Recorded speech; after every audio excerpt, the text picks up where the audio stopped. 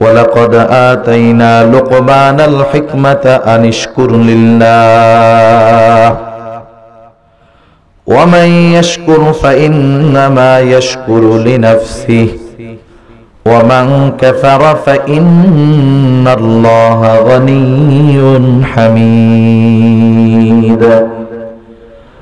আল্লাহ রাব্বুল আলামিন বলেন, আমি লোকমানকে হিকমত দান করেছি। হিকমত, হযরত লোকমান হাকিম প্রজ্ঞাবান একজন ব্যক্তি ছিলেন। তাফসীরের মধ্যে আসছে হযরত লোকমানকে আল্লাহ তাআলা দুইটা অপশন দিয়েছিলেন, দুটো অপশন, একটা হলো নবুয়াত আর একটা হলো হিকমত। হযরত লোকমানকে সুযোগ দেওয়া হলো, তিনি চাইলে হিকমত গ্রহণ করতে পারেন, চাইলে নবুয়াত গ্রহণ করতে পারেন। প্রত্যেকটা নবী হিকমতওয়ালা, কোনো সন্দেহ নাই। আবার হিকমতের সাথে নবুয়াত এটা তো মিলিত আছে। আবার শুধু হিকমত, অবশ্যই নবুয়াত যে সবচাইতে দামি এক উপাধি, দামি এক দায়িত্ব, কোনো সন্দেহ নাই। হযরত লোকমানকে যখন সুযোগ দেওয়া হলো, আপনি চাইলে নবুয়াত গ্রহণ করতে পারেন, চাইলে হিকমত গ্রহণ করতে পারেন। অবশ্যই নবুয়াত মর্যাদাপূর্ণ বিষয় হওয়ার পরেও হযরত লোকমান নবুয়াত গ্রহণ না করে হিকমতকে তিনি গ্রহণ করলেন। প্রশ্ন করা হলো, লোকমান, নবুয়াত কত সম্মানিত একটা পদ, একটা বিষয়, আপনি সুযোগ পাওয়ার পরেও কেন নবুয়াত বাদ দিয়ে হিকমতকে গ্রহণ করলেন? তিনি বললেন, শোনো, নবুয়াত যে এক মর্যাদাপূর্ণ দায়িত্ব, কোনো সন্দেহ নাই। তবে এই নবুয়াত যদি আল্লাহ তাআলা আমাকে সরাসরি দিতেন, সরাসরি যদি আমাকে নবুয়াত দিতেন নিজের থেকে, তাহলে তো কোনো অসুবিধা ছিল না। তাহলে আল্লাহ তাআলা এই নবুয়াতের দায়িত্ব পালন করতে গিয়ে যা কিছুর প্রয়োজন সব কিছু আল্লাহ তাআলাই ব্যবস্থা করতেন। আর আমি যদি নিজের থেকে নবুয়াত গ্রহণ করতাম, ওই দায়িত্ব পালন করতে গিয়ে যদি কোনো ত্রুটি বিচ্যুতি হতো, এর দায়ভার অবশ্যই আমাকেই বহন করা লাগতো। স্বাভাবিক, কেউ যদি কোনো দায়িত্ব নিজের থেকে নেয় আর যদি দেওয়া হয়, তফাৎ আছে না নাই? মনে করেন একজনকে একটা দায়িত্ব আপনি দিলেন যে তুমি এই কাজটা করবা, সে বলল আমি পারবো না। আপনি বললেন তুমি করো, আমরা দেখব। এই কাজ করতে গিয়ে তার যদি কোনো ত্রুটি বিচ্যুতি হয়, তাকে তিরস্কার করার কোনো সুযোগ নাই, কারণ সে দায়িত্ব নেয় নাই, আমরা তাকে দায়িত্ব দিয়েছি। আবার যদি অনেকে আছে নিজের থেকে বলে, এই কাজ আমারে দেন, আমারে দেন, আমারে দেন, নিজে নিজে নিতে চায় আর কি। এখন সে যদি ওই দায়িত্ব নিজের থেকে নিয়ে ত্রুটি বিচ্যুতি করে, তাহলে আপনি, সে যদি ভুল করে, আপনি কি বলবেন? আরে মিয়া, কাম পাও না, আগের থেকে লাফাও বেশি, নিজের থেকে দায়িত্ব নিছো, পারো না কেন? এখন তাকে তিরস্কার করা হবে। হযরত লোকমান বললেন, যেহেতু আল্লাহ তাআলা নিজের থেকে দায়িত্ব দেন নাই, আমি যদি নিজের থেকে নেই, তাহলে ত্রুটি বিচ্যুতি হলে এর দায়ভার আমার উপর আসবে। এই জন্য আমি নবুয়াত গ্রহণ না করে হিকমত গ্রহণ করেছি। হিকমত কাকে বলে? হিকমত হলো দ্বীনের বুঝ, দ্বীনের সঠিক বুঝ, স্থান কাল পাত্র অনুধাবন করা, স্বপ্নের তাবির, স্বপ্নের ব্যাখ্যা জানা, এই সমস্ত কয়েকটা গুণের সমন্বয়, এগুলাকে বলা হয় হিকমত। হযরত লোকমান পরিপূর্ণ হিকমতওয়ালা ছিলেন, হিকমত সম্পন্ন ব্যক্তি ছিলেন। তার কথা, কাজ সবকিছুর মধ্যে হিকমত, প্রজ্ঞা, জ্ঞানের ছোঁয়া পাওয়া যাইত। হযরত লোকমান প্রথম জামানায় এমন ছিলেন না। তিনি প্রথম জামানায় ছাগল চড়াইতেন, ছাগল। একদিন ছাগলের মালিক এসে বলতেছে, ও লোকমান, তুমি আমার জন্য একটা ছাগল জবাই করবা এবং ছাগলের সবচাইতে সুস্বাদু গোশত আমার কাছে হাজির করবা। হযরত লোকমান একটা ছাগল জবাই করলেন। জবাই করার পর ছাগলের জিহ্বা আর কলিজা, এই হার্ট, হৃৎপিণ্ড মালিকের সামনে এনে হাজির করলো। মালিক আবার বলল, যাও আরেকটা ছাগল জবাই করবা, ছাগলের সবচাইতে নিকৃষ্ট জায়গার গোশতগুলো আমার সামনে হাজির করবা। লোকমান আরেকটা ছাগল জবাই করলো, এইবারও জিহ্বা আর হৃৎপিণ্ড কলিজা নিয়ে হাজির। মালিক বলতেছে, লোকমান, তুমি কি আমার সাথে মজা করো? সবচাইতে সুস্বাদু জায়গার গোশত আনতে বললাম, উৎকৃষ্ট গোশত আনতে বললাম, এটা আনলা। সবচাইতে নিকৃষ্ট গোশত আনতে বললাম, এটা আনলা। কারণ কি? হযরত লোকমান এবার বললেন, মালিক, কারো যদি জবান আর অন্তরটা ভালো হয়ে যায় সে সর্ব উৎকৃষ্ট হয়ে যায়, আর কারো যদি জবান আর অন্তর খারাপ হয়ে যায় সে সবচাইতে নিকৃষ্ট হয়ে যায়। তার কাজ আর কথার মধ্যে প্রজ্ঞা ছিল, জ্ঞানের ছোঁয়া সমারোহ ছিল। শুধু তাই নয়, আল্লাহ তাআলা বলেন আমি তাকে এত প্রজ্ঞা দান করেছি, জ্ঞান দান করেছি, সে কিন্তু অহংকারী ছিল না। আমরা তো এখন একটু ইলম অর্জন করতে পারলে অহংকারী হয়ে যাই, টাকাওয়ালা হইলে অহংকারী হয়ে যাই, ওয়াজ করতেছি, ওয়াজের ময়দানে আমাকে মানুষ বেশি চেনে, অহংকারী হয়ে যায়। কিন্তু হযরত লোকমান হিকমত পেয়ে, জ্ঞান পেয়ে তিনি অহংকারী হন নাই, বরং তিনি আল্লাহ তাআলার শুকরগুজার বান্দাদের মধ্যে অন্যতম একজন ছিলেন। সেজন্য নেয়ামত পেয়ে কেউ ফখর করে, কেউ শুকর করে। নেয়ামত পাওয়ার পর যে শুকর করে সে কামিয়াব। হযরত লোকমান শুকর করতেন, শুকরগুজার বান্দা ছিলেন। এজন্যই আল্লাহ তাআলা বলেন, ওয়ালাকাদ আতাইনা লুকমানাল হিকমাহ আনিশকুরিল্লাহ। আল্লাহ তাআলা বলেন আমি লোকমানকে হিকমত দান করেছি যাতে করে সে শুকরগুজার হয়। হযরত লোকমান একদিন মানুষের সামনে বক্তব্য দিচ্ছেন।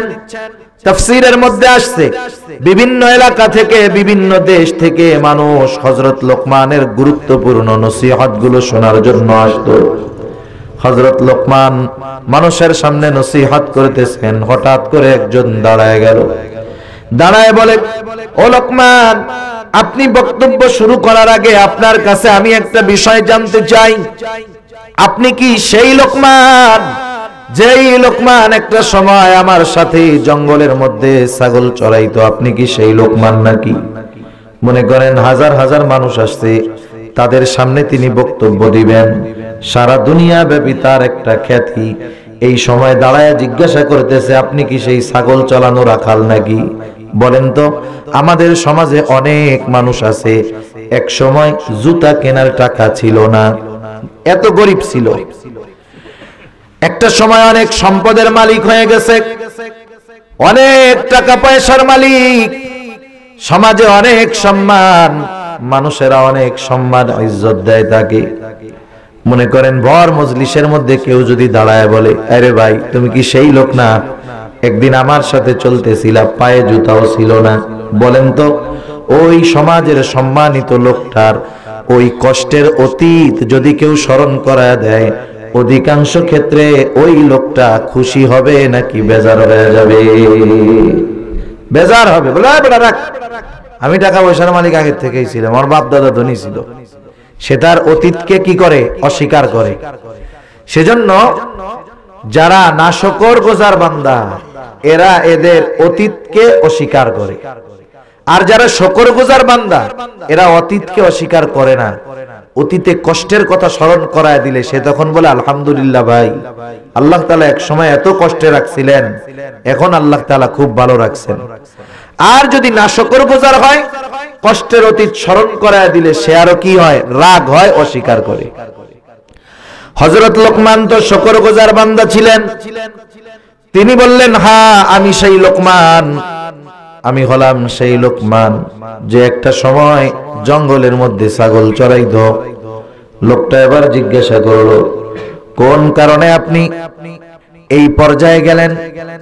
তাফসীরের মধ্যে অনেকগুলার মধ্যে অনেক কারণ আছে, উল্লেখযোগ্য কয়েকটা কারণ হলো, তিনি বলেন সত্যবাদিতা, আমানতদারিতা, অহেতুক কথাবার্তা বর্জন করার কারণে আল্লাহ রব্বুল আলামিন আমাকে এই সম্মান দিয়েছে। তাহলে মূল কথা হলো আল্লাহ তাআলা বলতেছেন যে হযরত লোকমান একজন শুকরগুজার বান্দা ছিলেন, সাথে সাথে আল্লাহ তাআলা জানায় দিলেন, ওয়া মান ইয়াশকুর ফাইন্নামা ইয়াশকুরু লিনাফসি, যারা নিয়ামতের শুকরিয়া আদায় করে সেটা সে নিজের জন্যই করে। কারণ আমরা যদি নিয়ামতের শুকরিয়া আদায় করি আমাদের লাভ আছে না নাই? লাভ আছে? লাভ আছে। আর যদি না করি, শুকরগুজার বা শুকরিয়া আদায় না করি, আল্লাহ তাআলার লস হবে? একটু বলেন না, লস হবে? আল্লাহ তাআলার লস হবে না, বরং শুকর করলে লাভ আমাদের, শুকর না করলে ক্ষতিও আমাদের। এজন্য আল্লাহ তাআলা বলেন, নামাইয়াশকুর ফাইন্নামা ইয়াশকুরু লিনাফসিহি, যে শুকরিয়া আদায় করে সে নিজের জন্যই করে। ওয়ামান কাফারা ফাইন্নাল্লাহা গনিয়্যুন হামিদ, আর যে নাশকরি করে, কুফরি করে, আল্লাহ তাআলা বলেন, আল্লাহ তাআলা হলেন এমন এক সত্তা, তিনি হলেন সপ্রশংসিত, অমুখাপেক্ষী এক সত্তা। তার মানে আল্লাহ তাআলা আমাদের প্রশংসার মুখাপেক্ষী নয়, বরং প্রশংসা করে লাভ আমাদের। মোট কথা হলো, এই আয়াতে আল্লাহ তাআলা আমাদের জানায় দিলেন যে হযরত লোকমান একজন শুকরগুজার বান্দা। আল্লাহ তাআলা বলতেছেন এত গুরুত্বপূর্ণ একজন ব্যক্তি, সেই ব্যক্তি কি নসিহতগুলা, কি উপদেশগুলা তার সন্তানদের করছে, যে উপদেশগুলো আমরা করলে আমাদের সন্তানেরা সম্পদে পরিণত হবে। আল্লাহ তাআলা হযরত লোকমানের প্রথম উপদেশের কথা জানায় দেন, সন্তানকে যদি সম্পদে পরিণত করতে হয়, এক নাম্বার আল্লাহ তাআলার সাথে সন্তানকে জুড়ায় দিতে হবে, আল্লাহ তাআলার পরিচয় তাকে শিক্ষা দিতে হবে। আল্লাহ তাআলা বলেন, ওয়াইদ ক্বালা লুকমানু লিবনিহি ওয়া হুয়া ইয়াইযুহু ইয়া বুনাইয়া লা তুশরিক বিল্লাহ ইন্নাশ শিরকা লাযুলমুন আযীম। আল্লাহ তাআলা বলেন, লোকমান তার সন্তানকে ওয়াজ করতেছে, ওয়াইদ ক্বালা লুকমানু লিবনিহি ওয়া হুয়া ইয়াইযুহু, লোকমান তার সন্তানকে ওয়াজ করতেছে, উপদেশ দিচ্ছে, সন্তানদেরকে কিভাবে উপদেশ দিতে হবে এর একটা শিক্ষাও আল্লাহ তাআলা এই জায়গায় দিয়ে দিয়েছেন। আমরাও আমাদের সন্তানদেরকে উপদেশ দেই, যখন সে কোনো অন্যায় করে, অপরাধ করে, আমরা তাকে উপদেশ দেই, কিন্তু আমাদের উপদেশের ভাষার ভিতরে মায়া থাকে না, মমতা থাকে না, বরং অধিকাংশ সময় উপদেশের ভাষাটা হয় কর্কশ। আল্লাহ তাআলা এই জায়গায় বলতেছে ওয়াজ করছে, ওয়াজের ভাষা কিন্তু কর্কশ হইতে পারবে না, ওয়াজের ভাষা কি হয়? নরম হয়, দরদ নিয়ে বলতে হয়। দেখেন না, আমাদের বুজুর্গরা যখন ওয়াজ করে দরদ নিয়ে বলে, অন্তরের ব্যথা নিয়ে বলে। সন্তানদেরকেও নসিহত অন্তরের দরদ নিয়ে করতে হবে। হযরত লোকমান সন্তানদেরকে কি করছেন? আদেশ না, ওয়াজ করছেন। কি করছেন? ওয়াজ। কথা বুঝতেছেন? আপনারা তো কথা বলেন না, একটু কথার জবাব দিয়ে, নাইলে তো আমি মনে করবো যে ঘুম আসতেছে আপনাদের। সজাগ আছেন তো? তাকবীর দেন তো, নারায়ে তাকবীর, নারায়ে তাকবীর, মাশাআল্লাহ। একটু জবাব দিয়েন। জিজ্ঞাসা যেটা করব ওইটা আপনাদের বলেই জিজ্ঞাসা করব, অন্য নতুন কিছু জিজ্ঞাসা করব না। তাহলে আমরা সন্তানদেরকে আদেশ না, নসিহত করব, উপদেশ দিব। আর উপদেশের ভাষা কঠোর না নরম? উপদেশের ভাষা হবে নরম। হযরত লোকমান সন্তানকে বলতেছে, ইয়া বুনাইয়া লা তুশরিক বিল্লাহ, হে আমার সন্তান, হে আমার বৎস। আমরা আমাদের সন্তানদেরকে নসিহত করি অধিকাংশ সময়, উপদেশ দেয় খাওয়ার সময়, তাই না? খাওয়ার সময় যখন টেবিলে বসে তখন যা বলার বলবে, যখন সে তার প্রতিষ্ঠানের বা কোনো কিছুর খরচ চাইবে তখন বলে, নাও নাও, বাপের টাকা তো টের পাইতেছো না, কামাই যখন করবা টের পাবা। খাইতে যখন বসে তখন বলে, হ্যাঁ খাও খাও, খায়া লাও, বাপের হোটেলের খাওন তো খুব মজা। এখন বলেন, এই যে সে উপদেশ দিচ্ছে তাকে, এই কথাগুলা বলার কারণে তার মধ্যে আবেগ অনুভূতির সৃষ্টি হচ্ছে না, বরং কথাগুলার কারণে আরো রাগ হইতেছে। ঠিক কিনা বলেন? মনে করেন আপনার একটা সন্তান নামাজ পড়ে না, একটা সন্তান দিনের উপরে চলে না, খারাপ বন্ধুদের সাথে আড্ডা দেয়, আপনি তার খাওয়ার সময় কিছু বলবেন না, পোশাক কিনে দেওয়ার সময় কিছু বলবেন না, বরং কি করবেন? সে যখন খাওয়া দাওয়া শেষ, আপনি তার কাছে গিয়ে বলবেন, আমার সন্তান, তোমার সাথে আমি 10টা মিনিট কথা বলতে চাই, সময় হবে নাকি তোমার? বলেন তো, আপনার ছেলেকে যদি আপনি এমন কইরা বলেন, সে কি বলবে? না, টাইম নাই, আই এম ভেরি বিজি। এটা বলবে? বলবে না, আব্বা সময় হবে। এবার আপনি তাকে পাশে বসান, চা নেন, বিস্কুট নেন, বাপ বেটা দুজনে মিলে খান। এরপরে আপনি সুন্দরভাবে তার প্রতি আপনার ইহসান, তার প্রতি আপনার ভালোবাসার কথা স্মরণ করায় দেন। আপনি তার ওই অতীতকে স্মরণ করায় দেন যেটা তার স্মরণ নাই। তার ছোটবেলার কথাগুলো আপনি স্মরণ করায় দেন। আপনি বলেন যে দেখো, তুমি তো এখন অনেক বড় হয়ে গেছো, কিন্তু একটা সময় তো তুমি বড় ছিলা না।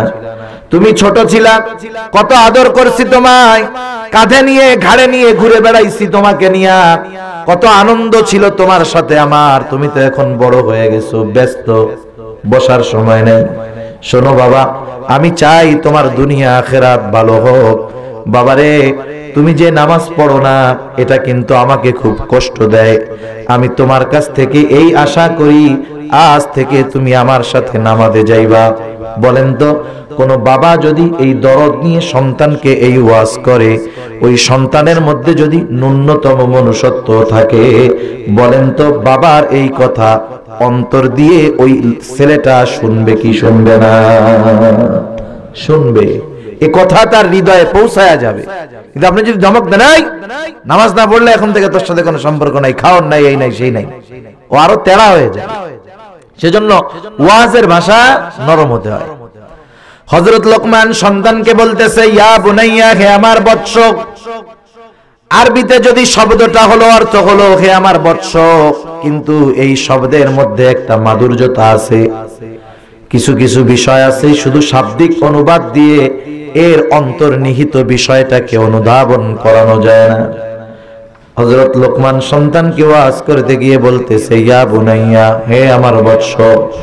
এক নাম্বার ওয়াজ, লা তুশরিক বিল্লাহ, আল্লাহ তাআলার সাথে শিরিক কইরো না। শিরিক করব না, এর কারণ হলো ইন্নাশ শিরকা লাযুলমুন আযীম।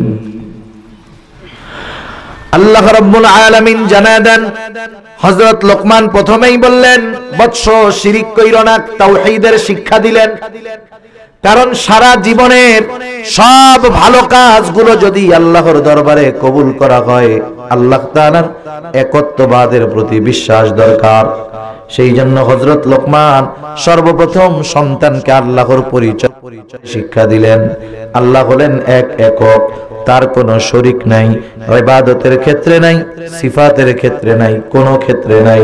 সুতরাং লা তুশরিক বিল্লাহ, বৎস তুমি আল্লাহ তাআলার সাথে কখনো শিরিক করবা না। কেন করবা না? ইন্নাশ শিরকা লাযুলমুন আযীম, শিরক হলো মহা অন্যায়, মহা পাপ। আল্লাহ তাআলা কোরআনুল কারীমের মধ্যে জানায় দেন, আল্লাহ তাআলা সব পাপগুলো ক্ষমা করে দিবে, ঈমান আছে ক্ষমা করে দিবে। কিন্তু কেউ যদি শিরিক করে, আল্লাহ তাআলা জানায় দেন শিরকের গুনাহ আল্লাহ ক্ষমা করবে না। কিছু গুনাহ আল্লাহ তাআলা তাওবা ছাড়াই মাফ করে দিতে পারে, কিন্তু শিরক এমন এক জঘন্য পাপ যেটা আল্লাহ তাআলা কখনো ক্ষমা করবে না। আল্লাহ তাআলা বলেন, ইন্নাল্লাহা লা ইয়াগফিরু আন ইউশরাকা বিহি ওয়া ইয়াগফিরু মা দুনা যালিকা লিমান ইয়াশা। আল্লাহ তাআলা বলেন, সব গুনাহ আমি ক্ষমা করে দিব যেটা আমি চাই, কিন্তু শিরকের গুনাহ ক্ষমা করব না। শুধু তাই না, যারা শিরক করে আল্লাহ তাআলা বলেন, লা ইয়াহবাতান্না আমালুক, শিরকের কারণে তাদের আমল বাতিল হয়ে যাবে। তার মানে যারা শিরিক করে এদের নামাজ কবুল হয় না, যারা শিরিক করে রোজা কবুল হয় না, হজ কবুল হয় না। এক কথায় যারা শিরকের সাথে জড়িত তাদের আমল বাতিল বলে ঘোষণা যিনি করলেন তিনি কে? আল্লাহ তাদের আমল বাতিল বলে ঘোষণা করে দিলেন। আল্লাহ রাব্বুল আলামিন আরেক জায়গায় জানায় দেন, যারা শিরক করে ফাকাদ হারামাল্লাহু আলাইহিল জান্নাহ, যারা শিরিক করে আল্লাহ তাআলা তাদের জন্য জান্নাত হারাম করে দিয়েছে। সেই জন্য সকল ধরনের শিরক থেকে আমাদের নিজেদেরকে বাঁচতে হবে, সন্তানদেরকে বাঁচাতে হবে, শেখাতে হবে, জানাতে হবে যে শিরক হলো জঘন্য পাপ, আল্লাহ তাআলার সাথে শিরিক করবা না। আমি শিরকের বিষয়টা যদি আলাদা আলোচনা করি লম্বা হয়ে যাবে, যেহেতু আমি সংক্ষিপ্ত সারে কথাগুলা বলবো, সুতরাং যতটুকু না বললেই নয় ততটুকু বলতেছি। তাহলে আমরা আমাদের সন্তানদেরকে ওয়াজ করব, নসিহত করব। এক নাম্বার নসিহত হবে আমরা আমাদের সন্তানদেরকে আল্লাহর পরিচয় শিক্ষা দিব, তথা সকল প্রকার শিরক থেকে বাঁচতে বলবো, আল্লাহ তাআলার একত্ববাদের শিক্ষা দিব। দেয়া যাবে না ইনশাআল্লাহ? দেয়া যাবে। ছোট থাকতেই শিক্ষা দিব যে দুনিয়ায় তোমার যা কিছু দরকার আল্লাহর কাছে চাইবা, সব ভালো করে আল্লাহ, অন্য কেউ পারে না। এই শিক্ষাগুলো যদি ছোট থেকে আমরা দেওয়া শুরু করি, বড় হওয়ার পরে আর টেনশন করা লাগবে না। আল্লাহ রাব্বুল আলামিন এই আয়াতের পর নিজের কয়েকটা নসিহতের কথা বলছেন। আমি সেগুলা আর যাব না, আমি শুধু হযরত লোকমান সন্তানকে যেই নসিহতগুলা করেছেন সেইগুলা বলবো। একটু খেয়াল করে আমরা শুনি। তাহলে প্রথম নসিহত হলো হযরত লোকমান সন্তানদেরকে ঈমানের শিক্ষা দিলেন, মূল কথা হলো এটা। এরপরে হযরত লোকমান সন্তানদেরকে যেই নসিহত করতেছেন, হযরত লোকমান বলেন, ইয়া বুনাইয়া ইন্নাহা ইন তাকু মিসকালা হাববাতিন মিন খারদালিন ফাতাকুন ফি সাখরাতিন আও ফিস সামাওয়াতি আও ফিল আরদি ইয়াতি বিহাল্লাহ ইন্নাল্লাহা লাতীফুন খাবীর। আল্লাহ তাআলা এবার জানায় দেন হযরত লোকমান সন্তানকে নসিহত করতেছে, পরের নসিহত, ইয়া বুনাইয়া ইন্নাহা ইন তাকু মিসকালা হাব্বা। এখানে একটা বিষয় আমাদেরকে বুঝতে হবে, ইন্নাহা ওই জিনিসটা, কোন জিনিসটা? এই হা দ্বারা উদ্দেশ্য হলো আমল। কেউ কেউ বলেন বদ আমল, গুনার কাজ, কেউ কেউ বলেন নেক আমল। এক কথায় আমরা ধরলাম আমল, সেটা ভালো হোক আর মন্দ হোক। তাহলে অর্থটা এরকম, হে আমার বৎস, তোমার ওই আমলটা ভালো হোক আর মন্দ হোক, তোমার ওই আমলটা ইন্নাহা ইন তাকু মিসকালা হাব্বা, সেটা যদি একটা সরিষা দানা পরিমাণ হয়, আর ওই আমলটা যদি হাব্বাতিম মিন খারদাল ফাতাকুন ফি সাখরা আও ফিস সামাওয়াতি আও ফিল আরদ, তোমার ওই আমলটা তথা ভালো কাজ অথবা গুনার কাজ, ওই কাজটা যদি সরিষা দানা পরিমাণ হয়, আর ওই আমলটা যদি পাথরের মধ্যেও হয়, আসমানেও হয়, জমিনের নিচেও হয়, আল্লাহ রব্বুল আলামিন তোমার ওই আমলটাকে হাজির করবে।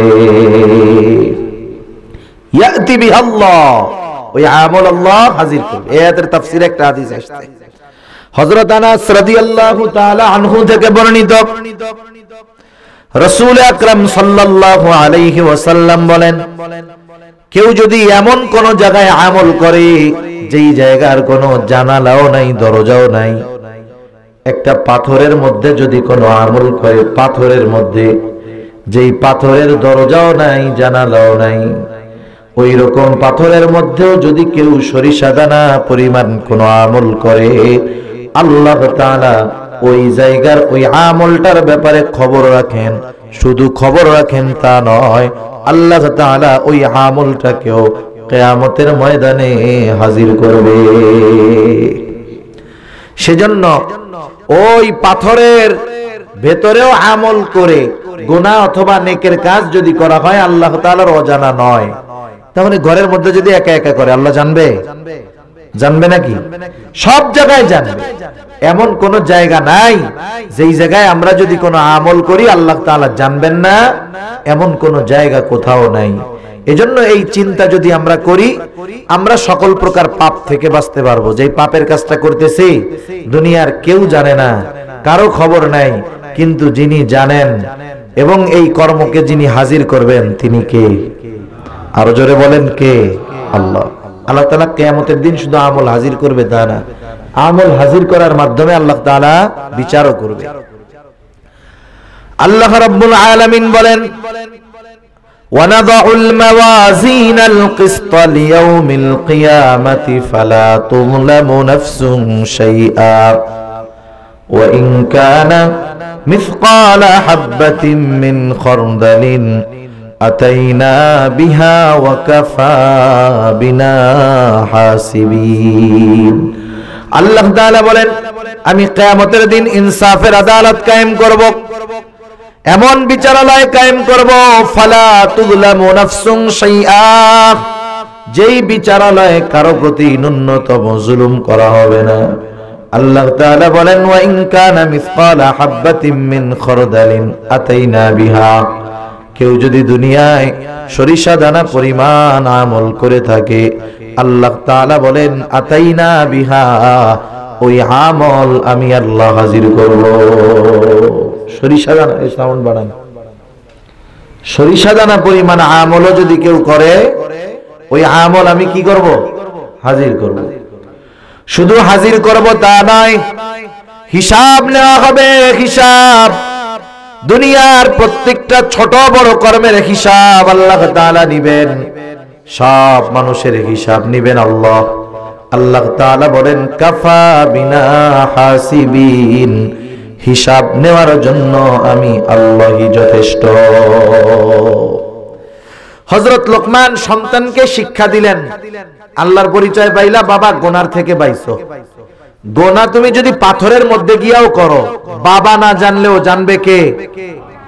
এই বিশ্বাস যদি বাচ্চার সন্তানের মাথার মধ্যে ঢুকায় দেওয়া যায় যে আমি যেই পাপ করি, যেই গুনাহ করি, যেই অপরাধ করি, যেখানেই করি, একাকী করি, দিনে করি, রাতে করি, মানুষের সামনে করি, অগোচরে করি, দুনিয়ার কারো কাছেও যদি খবর না থাকে, খবর আছে কার কাছে?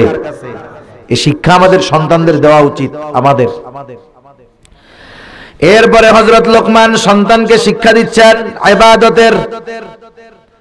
হযরত লোকমান সন্তানকে বলেন ইয়া বুনাইয়া আকিমিস সালাহ ওয়া'মুর বিল মা'রুফি ওয়ানহা আনিল মুনকার ওয়াসবির আলা মা আসাবাক ইন্না যালিকা মিন আজমিল উমুর।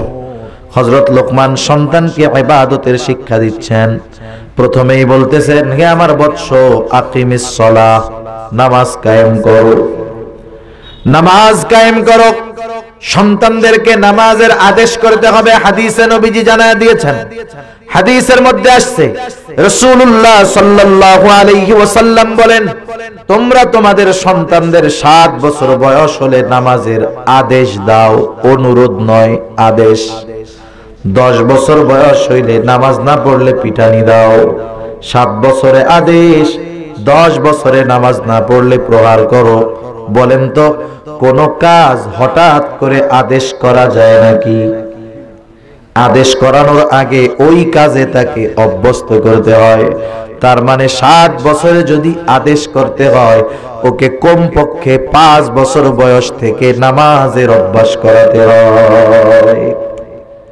আর আমরা চিন্তা করি সরকারি হিসাবে বালেগ হয় 18 বছরের সময়, আমরা নামাজ পড়াবো 18 বছরের পরে। এই চিন্তাধারা ভুল। এজন্য আমরা সন্তানদেরকে নামাজে অভ্যস্ত আগের থেকে করব। মনে করেন আমাদের মা বোনেরা নামাজ পড়ে ঘরের এক কর্নারে, অন্ধকার জায়গায়, কোনায় নামাজ পড়ে। কিন্তু পুরুষেরা যদি ঘরে কিছু নামাজ পড়ে, ওনারা কিন্তু ওই কোনায় পড়ে না, ওনারা বারান্দায় পড়ে, আলো জায়গায়, খোলামেলা জায়গায় পড়ে। সেজন্য আমাদের উচিত যে আমাদের সুন্নাত নামাজগুলা, নফল নামাজগুলা বাসায় পড়ার অভ্যাস করা। জামাতের সাথে ফরজ নামাজগুলা পড়লাম। আমরা যদি বাসায় পড়ি তাহলে লাভটা কি হবে? আপনার 2 বছরের একটা ছেলে আছে, আপনি বারান্দায় যখন নামাজে দাঁড়াবেন, ওর কাপড় চোপড় কিচ্ছু গায়ে নাই, ল্যাংটা, ও টুপি একটা খুইজা মাথায় দিয়া দেখবেন আপনার সাথে এসে নামাজ পড়বে। এই যে তার অভ্যাস হবে। কিন্তু আপনি যদি মসজিদে আসেন নামাজ পড়তে, বাসায় তো যান, নামাজ পড়েন, ঠিক আছে, কিন্তু মসজিদে তো তারে আনেন না, সে তো দেখে না আমার আব্বা কি করে, কি কাজ করে। সেজন্য সুন্নাত নফল নামাজগুলো যদি আমরা বাসায় পড়ি, মুরব্বীরা যাদের নাতিন আছে, আপনারা যদি বাসায় পড়েন তাহলে কি হবে? ওরা আমাদের সাথে নামাজ পড়বে। নামাজ পড়তে গিয়ে হয়তো একটু দুষ্টুমি করে, আপনি সেজদায় গেলে ও আপনারে ঘোড়া বানাইয়া লাফাবে, তাই না? আপনি সেজদাটারে লম্বা করে দেন না, অসুবিধা কি? নবীজি সাল্লাল্লাহু আলাইহি ওয়াসাল্লাম একদিন নামাজ পড়াইতেছেন, সম্ভবত মাগরিবের নামাজ বা আসরের নামাজ। নবীজি যেই জায়গায় নামাজ পড়াইতেন, মেহরাব, সাথেই ছিল ঘর। আপনাদের যে মেহরাবটা আছে, মনে করেন পাশেই দরজা, দরজার অপর প্রান্তেই নবীজির হুজরা। নবীজি নামাজে দাঁড়ায় গেলেন, নামাজ পড়াচ্ছেন, সেজদায় গেলেন। হযরত হুসাইন রাদিয়াল্লাহু তাআলা আনহু নবীজির সাথে খেলা করতেন, নবীজি ঘোড়া হইতেন। হুসাইন রাদিয়াল্লাহু তাআলা আনহু নবীজির পিঠের উপরে উঠে খেলা করতেন, মজা করতেন। উনি যখন সেজদায় গেছে, হযরত হুসাইন রাদিয়াল্লাহু তাআলা আনহু পিঠের উপরে উঠে চড়া বসছে, ঘোড়া বানাইতেছে। নবীজি সেজদাকে লম্বা করে দিলেন, প্রলম্ব করলেন। সাহাবায়ে কেরাম চিন্তা করতেছে কি ব্যাপার, এই সেজদাটা এত লম্বা কেন? হয়তো কোনো ওহী নাজিল হইতেছে। এইবার হযরত হুসাইন রাদিয়াল্লাহু তাআলা আনহু খেলা শেষ করে ঘাট থেকে নামলেন। কারণ বাচ্চাদের অভ্যাস হলো কোনো এক কাজ তারা দীর্ঘ সময় করে না, অল্প সময় করে নেমে যায়। হযরত হুসাইন রাদিয়াল্লাহু তাআলা আনহু যতটুকু খেলতে মন চাইছে খেলে তিনি নেমে গেলেন। নবীজি নামাজ শেষ করলেন, সাহাবায়ে কেরামের দিকে ঘুরে বসলেন, কিন্তু কিছুই বলেন না। ওহী নাজিল হলে নবীজি উপস্থিত সাহাবাদের সামনে সাথে সাথে সেটা তিলাওয়াত করে সবাইকে শোনায় দিতেন, কিন্তু নবীজি তো কিছু বলেন না। সেজদা কেন লম্বা হলো? একজন সাহাবী জিজ্ঞাসা করতেছে, ইয়া রাসূলুল্লাহ, ইয়া রাসূলুল্লাহ, ওই সেজদাটা বেশি লম্বা করার কারণ কি? নবীজি তখন বললেন, শোনো, আমি যখন সেজদায় গেলাম, আমার নাতি হুসাইন আমার ঘাড়ের উপরে উঠে খেলা শুরু করে দিয়েছে। আমি চাইলাম না যে সে অতৃপ্ত থাকুক। সে যখন তার খেলা শেষ করলো, তৃপ্ত হলো, এরপরে আমি আমার সেজদা থেকে মাথাটা উঠাইলাম। আমাদের দেশে যদি কোনো ইমাম সাহেবের পোলা এসে ইমাম সাহেবের গাড়ির উপরে উঠে আর সেজদা যদি 2 মিনিট লম্বা হয়, সালাম ফিরানোর আগে ইমাম সাহেবরে বলবে, আপনি বাড়ি যান, আপনার মতো ইমাম লাগবে না। ঠিক না? তাহলে দেখেন, আমরা বাচ্চাদের মসজিদে নিব কোন সময়? একবারে 2 বছরেরটা নিব না, 3 বছরেরটা নিব না। ওই সময় আমি বাসায় পড়লে সে অভ্যস্ত হবে। এরপরে যখন তার 4 বছর 5 বছর, তখন বাচ্চারা কথা বললে বুঝে, ওই সময় থেকে আমি মসজিদে নেওয়া অভ্যাস করব। কারণ ওই সময় সে বিছানায় প্রস্রাব করে না, এক জায়গায় দাঁড়াইয়েই প্রস্রাব পায়খানা করে দেয় না, সে বলে আসলে যে আমার আগু আসছে, মুতু আসছে। ওই সব বয়সে আমরা যখন মসজিদে অভ্যাস করব নিতে নিতে 2-3 বছর সে যখন মসজিদে যাবে, 7 বছর বয়সে তাকে নামাজের জন্য আদেশ করা লাগবে না। আল্লাহ চাইলে 7 বছরে সে পাক্কা নামাজি হয়ে যাবে। ঠিক কিনা বলেন? এই যে আমাদের মাদ্রাসার ছাত্ররা আছে, নুরানিতে পড়ে, মক্তবে পড়ে, 4 বছর 5 বছর 6 বছর বয়স, ওদের নামাজে দাঁড়ানো দেখলে অনেক সময় মনে হয় যে হায় রে হায়, পাক্কা নামাজি। কেন? এই পরিবেশে থাকার কারণে তারা অভ্যস্ত হয়ে গেছে। ঠিক কিনা? সেজন্য আমরা আমাদের সন্তানদের নামাজের আদেশ করব। নিজেরা তো নামাজি হবই, নামাজি যদি নিজে হই, অধীনস্থদের মধ্যে, পরিবারের মধ্যে যদি নামাজ প্রতিষ্ঠা করি, আল্লাহ তাআলা বলেন, বান্দা তুমি নামাজি, ঘরের মানুষ নামাজি, আল্লাহ তাআলা বলেন, নাহনু নারযুকুকা, তোমরা নামাজি হওয়ার কারণে আমি তোমাকে রিজিক দিয়ে দিব। সুবহানাল্লাহ। তাহলে নামাজি হইলে দুনিয়ার লাভ আছে। আর যে নামাজ কায়েম করে সে হলো দ্বীন প্রতিষ্ঠাকারী। নবীজি সাল্লাল্লাহু আলাইহি ওয়াসাল্লাম বলেন, আস-সালাতু ইমাদুদ্দিন, মান আকামাস সালাতা ফাকাদ আকামাদ-দ্বীন ওয়া মান তারাকাহা ফাকাদ খাদামাদ-দ্বীন। নবীজি বলেন, নামাজ হলো দ্বীনের স্তম্ভ। যে নামাজ কায়েম করলো সে দ্বীন প্রতিষ্ঠা করলো, আর যে নামাজ ছেড়ে দিল সে দ্বীন ধ্বংস করলো। আমাদের দেশে অনেকে দ্বীন প্রতিষ্ঠা করতে চায় কিন্তু নামাজ পড়ে না। আছে না নাই? তাহলে বেনামাজির দ্বারা দ্বীন প্রতিষ্ঠা হবে? সেজন্য আগে আমাদের মুসল্লি নামাজি হতে হবে। আমরা আমাদের সন্তানদেরকে আদেশ করব, নামাজের আদেশ, নসিহত করব, বোঝাবো, সাথে নামাজে নিয়ে যাব। সাথে সাথে হযরত লোকমান সন্তানকে জানায় দিল, সন্তান, ওয়া'মুর বিল মারুফ ওয়ানহা আনিল মুনকার, ভালো কাজের আদেশ, অসৎ কাজের নিষেধ করবা। এটা হলো শ্রেষ্ঠ উম্মত হওয়ার অন্যতম কর্ম। আমরা যে শ্রেষ্ঠ উম্মত সবাই না, যারা এই কাজের সাথে জড়িত তারা শ্রেষ্ঠ উম্মত। আল্লাহ তাআলা কোরআনুল কারীমের মধ্যে বলেন, কুনতুম খায়রা উম্মাতিন উখরিজাত লিন-নাস তা'মুরুনা বিল মা'রুফি ওয়া তানহাউনা আনিল মুনকার ওয়া তু'মিনুনা বিল্লাহ। আল্লাহ তাআলা বলেন তোমরা হইলা শ্রেষ্ঠ উম্মত, উখরিজাত লিন্নাস, তোমাদেরকে মানুষের কল্যাণের জন্য বের করা হয়েছে। তাহলে কোন কর্মের কারণে তোমরা শ্রেষ্ঠ উম্মত হবা? কর্মটা কি? আল্লাহ তাআলা বলেন তা'মুরুনা বিল মারুফি ওয়া তানহাউনা আনিল মুনকার ওয়া তু'মিনুনা বিল্লাহ। আল্লাহর প্রতি ঈমান থাকতে হবে, সাথে সাথে ভালো কাজের আদেশ, অসৎ কাজের নিষেধ করতে হবে। এটা হলো শ্রেষ্ঠ উম্মত হওয়ার কর্ম। মুখ দিয়ে শুধু বললেই হবে না। এখন বলেন, ভালো কাজের আদেশ, অসৎ কাজের নিষেধ করতে গেলে বাধা বিপত্তি, কষ্ট আছে না নাই? মামলা হামলা তালিকা হয় কি হয় না? জেল জুলুম খাটা লাগে কি লাগে না? তাদের ঈমানের স্তর বেশি, কঠোর যারা বেশি, তারা বিপদে পড়ে বেশি, পরীক্ষায় পড়ে বেশি। সেজন্য ভালো কাজের আদেশ, অসৎ কাজের নিষেধ করতে গেলে বিপদে পড়তে হয়। যত বড় মন্দ কাজের বাধা হয় আমরা দাঁড়াবো, বিপদটা তত বড় হয়। সেজন্য দেখেন উলামায়ে কেরাম, আমাদের দেশ শুধু নয়, গোটা দুনিয়ার মধ্যে বিভিন্ন জায়গায় আহলে হক উলামায়ে কেরাম জেলখানার মধ্যে আছে না নাই? মনে রাখবেন, জেলখানায় যে শুধু চোর বাটপার তা যায় না। আমাদের কলিজার টুকরা ইমাম আবু হানিফাও কিন্তু জেলে গেছে, ঠিক কিনা বলেন? সেই জন্য উলামায়ে কেরাম জেলে গেলেই এ কথা বলার সুযোগ নাই, খারাপ। কিন্তু আফসোস, অনেক নামাজি আছে বোঝে না, নামাজ পড়ে আর এও কয় যে হুজুররা জেলে গেছে, কিছু না হইলে কিছু হয় নাকি? মানে দোষ ত্রুটি কিছু না করলে গেছে নাকি জেলে? তাই ইমাম আবু হানিফা কোন কারণে গেছিল? একটু চিন্তা করে ভাবনা করে কথা বলবেন। উলামায়ে কেরাম জেলে যাওয়ার অন্যতম কারণ ভালো কাজের আদেশ করছে, অসৎ কাজের বাধা হয়ে দাঁড়ায়। ভালো কাজের কথা বলা সহজ, কিন্তু অসৎ কাজ থেকে মানা করা এটা বড় কঠিন কাজ। আমি বললাম নামাজ পড়েন, আপনারা নামাজ পড়েন, ভালো কাজ, বেনামাজিও রাগ হবে না। কিন্তু যেটা সুদ খাইতেছে ওরা যদি থামায় দেয়, এই সুদ খাবি না, এই খারাপ কাজ থামাইতে গেলে বিপদ আছে না নাই? আছে। সেজন্য তারা অসৎ কাজে বাধা প্রদান করতে গিয়ে আজকে শাস্তি ভোগ করতেছে, কষ্টের মধ্যে আছে। বরঞ্চ আমাদের তো প্রত্যেক নামাজে দোয়া করা উচিত ছিল যে আল্লাহ তাআলা তাদেরকে সালামতের সাথে, সম্মানের সাথে মুক্তির ব্যবস্থা করে দিন, ঠিক কিনা বলেন?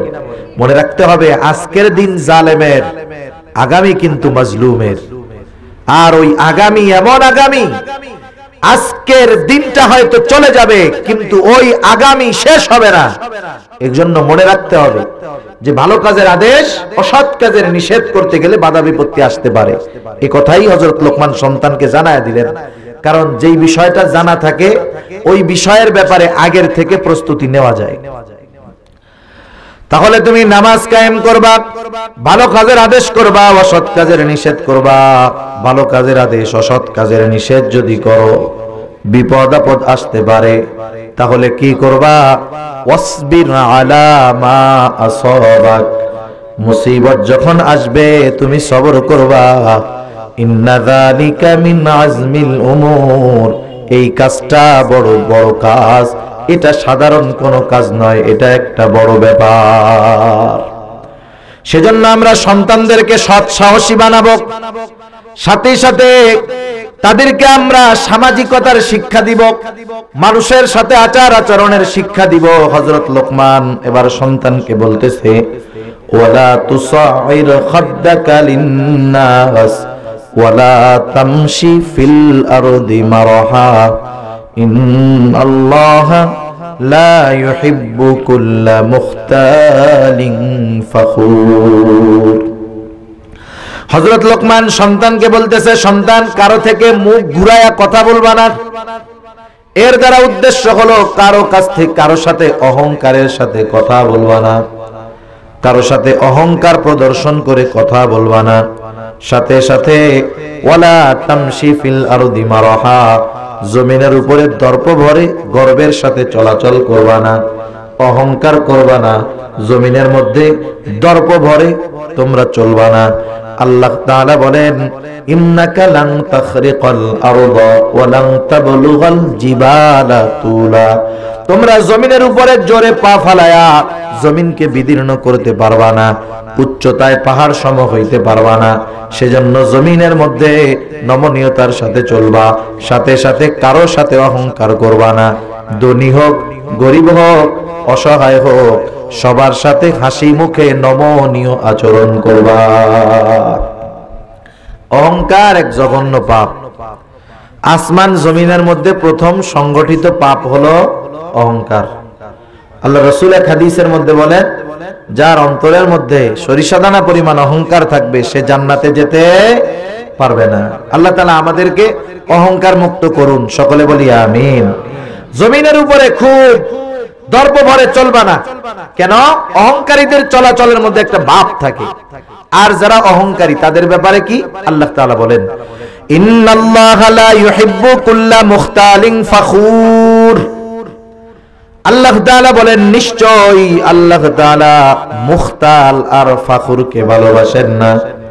হযরত লোকমান সন্তানকে জানায় দিচ্ছেন, আল্লাহ আমাদেরকে সেই নসিহতগুলো জানায় দেয়। হযরত লোকমান বলতেছে, নিশ্চয়ই আল্লাহ তাআলা মুখতাল আর ফাখুরকে ভালোবাসেন না।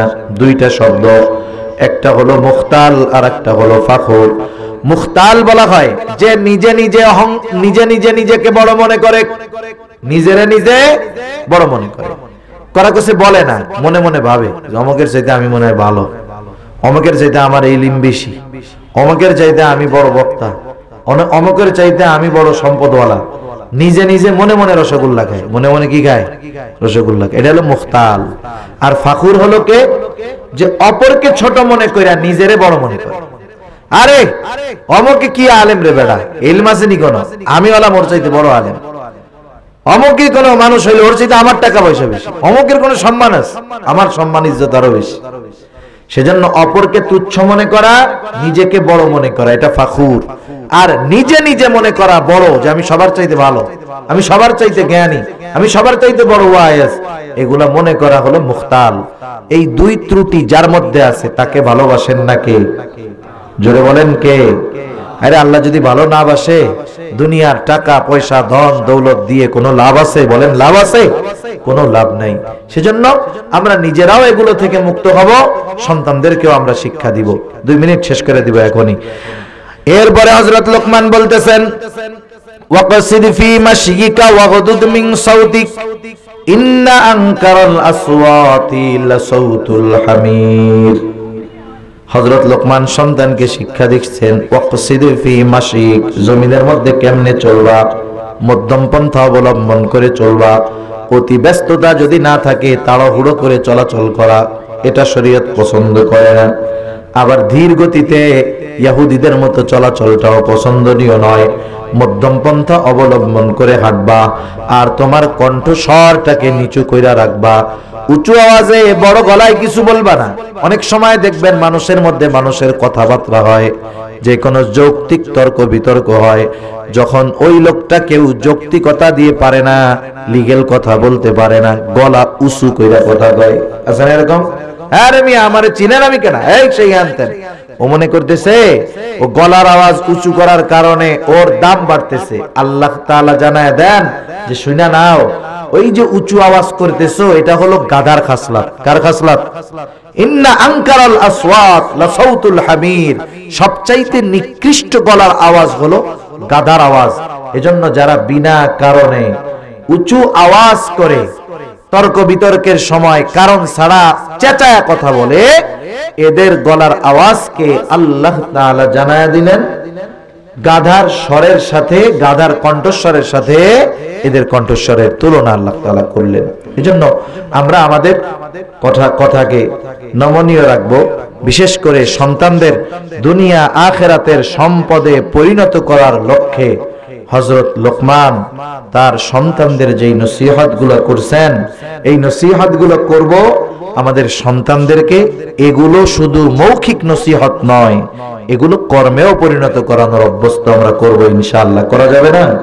করতে হবে আমাদের। সাথে সাথে দেখেন, এই যে দ্বীনি প্রতিষ্ঠানগুলোও তো এই সন্তানের যেই দায়িত্বগুলো ছিল মা বাবার উপরে, এগুলা আমাদের দ্বীনি প্রতিষ্ঠানগুলো পালন করে থাকে। আমাদের সন্তানদেরকে আমরা দ্বীনি শিক্ষা প্রতিষ্ঠানে যখন দেই, এই বিষয়গুলাই উলামা ইকরাম মেহনত করে আমাদের সন্তানদেরকে শেখান, সম্পদে পরিণত করেন। এজন্য আমরা ওই প্রচেষ্টা, ওই চেষ্টা, ওই মেহনত করব যাতে করে আমাদের সন্তান দুনিয়া আখিরাত উভয় জাহানের জন্য সম্পদ হয়। আল্লাহ সুবহানাহু ওয়া তাআলা আমাদেরকে কথাগুলা বুঝবার, আমল করবার তৌফিক দান করুন। সকলে বলি আমিন। ওয়া আখিরু দাওয়ানা আলহামদুলিল্লাহি রাব্বিল আলামিন। আসসালামু আলাইকুম ওয়া রাহমাতুল্লাহি ওয়া বারাকাতুহু।